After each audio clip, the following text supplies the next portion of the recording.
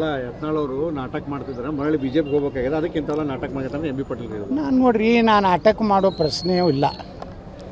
ನಾನು ನಾಟಕ ಮಾಡ್ತಿದ್ರೆ ಅವಾಗೇ ಈ ಯಡಿಯೂರಪ್ಪ ಅವರ ಮಕ್ಕಳಿಗೆಲ್ಲ ಕಾಲು ಮುಗಿತಿದ್ದೆಲ್ಲ, ಅಪ್ಪಾಜಿ ಅಂದ್ಬಿಡ್ತಿದ್ದೆ. ಅಪ್ಪಾಜಿ ನೀವೇ ನಮ್ಮ ತಂದೆ ತಾಯಿ ಹತ್ತಿದ್ದೆ. ನಾ ಯಾಕೆ ಅಂದೆ? ನಾನು ಇನ್ನೂ ಅನ್ನೋದಿಲ್ಲ.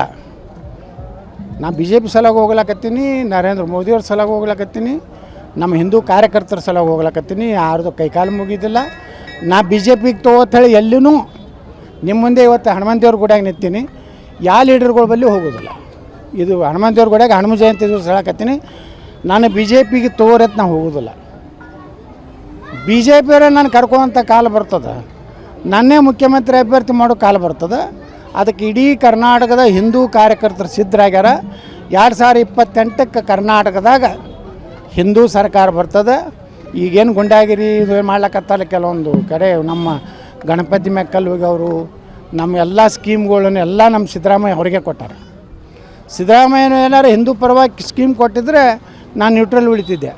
ಅವರು ನೀವು ನೋಡಿಬಿಡ್ರಿ ಮೊನ್ನೆ ಬಜೆಟ್, ಹಿಂದೂಗಳು ಇರಬೇಕೋ ಬೇಡ, ಹಿಂದೂ ಮುಸ್ಲಿಂ ಹೆಣ್ಮಕ್ಳಿಗೆ ಆತ್ಮರಕ್ಷಣೆಗಾಗಿ ಶಿಕ್ಷಣ ಕೊಡ್ತಾರೆ. ಅಂದ್ರೆ ಯಾರನ್ನ ಹೊಡಿಸ್ಬೇಕತ್ತಾರೆ ಇವ್ರು? ಆತ್ಮರಕ್ಷಣೆ ಅಂದ್ರೆ ಏನು ಹಿಂದೂ ಹೆಣ್ಮಕ್ಳೇನು ಯಾರು ಜೋಡ್ರೆ ಏನಾರು ಹೊಡಿದು ಬಡಿದು ಗುಂಡಾಗಿರಿ ಮಾಡ್ತಾರೆ ಹಿಂದೂ ಹೆಣ್ಮಕ್ಳು? ಮುಸ್ಲಿಂ ಹೆಣ್ಮಕ್ಳನ್ನ ಅಲ್ಲಿ ಟ್ರೈನಿಂಗ್ ಕೊಡೋದತ್ತ ಅಂತ ದುರ್ದೈವ.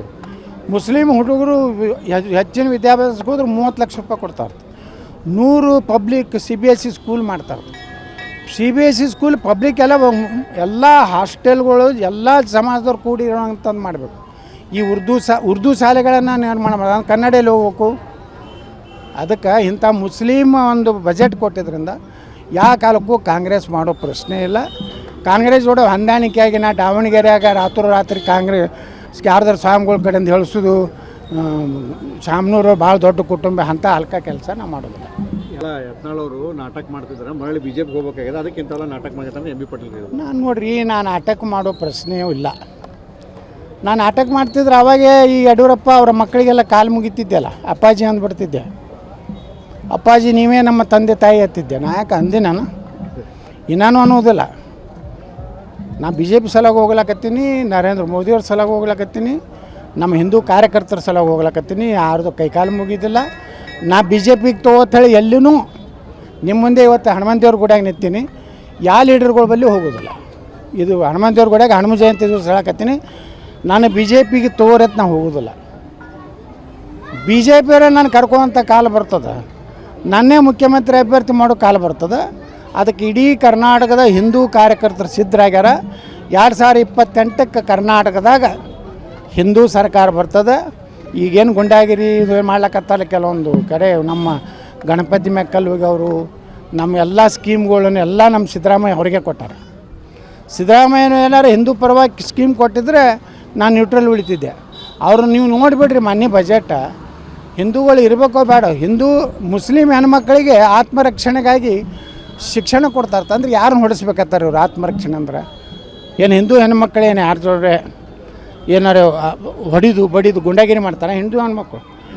ಮುಸ್ಲಿಂ ಹೆಣ್ಮಕ್ಳನ್ನ ಅಲ್ಲಿ ಟ್ರೈನಿಂಗ್ ಕೊಡೋದತ್ತ ಅಂತ ದುರ್ದೈವ. ಮುಸ್ಲಿಂ ಹುಡುಗರು ಹೆಚ್ಚಿನ ವಿದ್ಯಾಭ್ಯಾಸಕ್ಕೆ ಹೋದ್ರೆ 30 ಲಕ್ಷ ರೂಪಾಯಿ ಕೊಡ್ತಾರೆ. 100 ಪಬ್ಲಿಕ್ CBSE ಸ್ಕೂಲ್ ಮಾಡ್ತಾರೆ.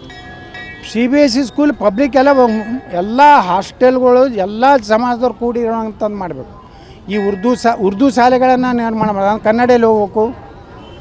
ಅದಕ್ಕೆ ಇಂಥ ಮುಸ್ಲಿಮ್ ಒಂದು ಬಜೆಟ್ ಕೊಟ್ಟಿದ್ದರಿಂದ ಯಾವ ಕಾಲಕ್ಕೂ ಕಾಂಗ್ರೆಸ್ ಮಾಡೋ ಪ್ರಶ್ನೆ ಇಲ್ಲ. ಕಾಂಗ್ರೆಸ್ ಜೋಡಿ ಹೊಂದಾಣಿಕೆಯಾಗಿ ನಾ ದಾವಣಗೆರೆಯಾಗ ರಾತ್ರಿ ಕಾಂಗ್ರೆಸ್ ಯಾರ್ದಾರು ಸ್ವಾಮಿಗಳ ಕಡೆಯಿಂದ ಹೇಳಿಸೋದು, ಶಾಮನೂರು ಭಾಳ ದೊಡ್ಡ ಕುಟುಂಬ, ಅಂಥ ಹಲ್ಕ ಕೆಲಸ ನಾವು ಮಾಡೋದಿಲ್ಲ.